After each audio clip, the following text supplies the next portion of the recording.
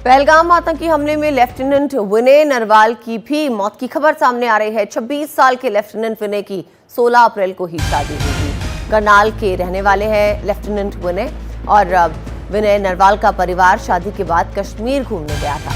Lieutenant विनय Narwal Divya lieutenant विनय नरवाल एक 26 साल के इंडियन नेवी ऑफिसर है जो करनाल से बिलोंग करते हैं और उनकी भी इस आतंकवादी हमले में हत्या की बात सामने आ रही है। तो 26 साल के लेफ्टिनेंट विनय नरवाल जो करनाल के रहने वाले हैं और अभी उनकी 16 अप्रैल को ही शादी हुई थी। वो घूमने गए थे और अपने परिवार के साथ वहां पर मौजूद थे और उसके साथ ही अब विनय नरवाल की मौत की खबर भी सामने आ रही है।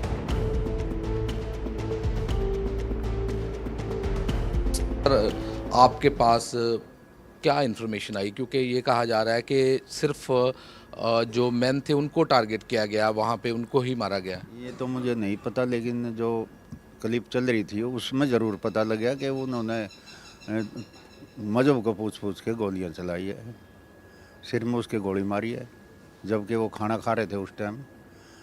ठीक है, तो इन्फॉर्मेशन में सिर्फ इतना ही बताया गया भाई उसको अटैक हुआ है, उसमें गोली लग गई है।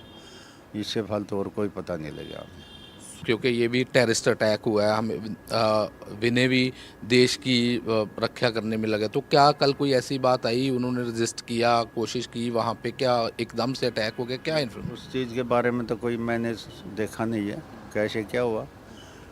तो वो तो बैठे थे खाना खा रहे, जैसे हमें पता लग गया है उसके बाद उन्होंने मतलब वहाँ गोलियाँ चली हैं, पूछ पूछ के सिर में गोली लगाई है, मारी है उसको। तो क्या मांग करते हैं, क्योंकि कहीं ना कहीं ये, क्योंकि विनय एक बहन थी और विनय, हम तो क्या मांग करेंगे, मांग तो जो गवर्नमेंट करेगी वो करेगी, जो कुछ उनका तो कुछ बन नहीं सकता। जो टेररिस्ट ने गोली चलाई है उसका तो वो तो चला गया, शहीद हो गया, सोच ले। हैं? तो हम तो कुछ नहीं मांग करते। तो विनय के फादर मदर वहाँ गए हैं? कौन कौन गया वहाँ? विनय के पिताजी हैं और उनकी बेटी है, साथ में गए हैं, और उसके ससुर विनय के और सास वो गई हुई हैं श्रीनगर। तो विनय और विनय की बहन थे, दो ही बच्चे थे? दो ही बच्चे हैं, बड़ा विनय था, छोटी लड़की थी जिसका नाम सृष्टि है। दादा होने नाते पे, क्योंकि हमेशा आपने उसे बचपन में देखा होगा, देश की सेवा कर रहा था, लेकिन इस समय हम अंडरस्टैंड करते हैं कि बहुत बड़ा लॉस हो गया।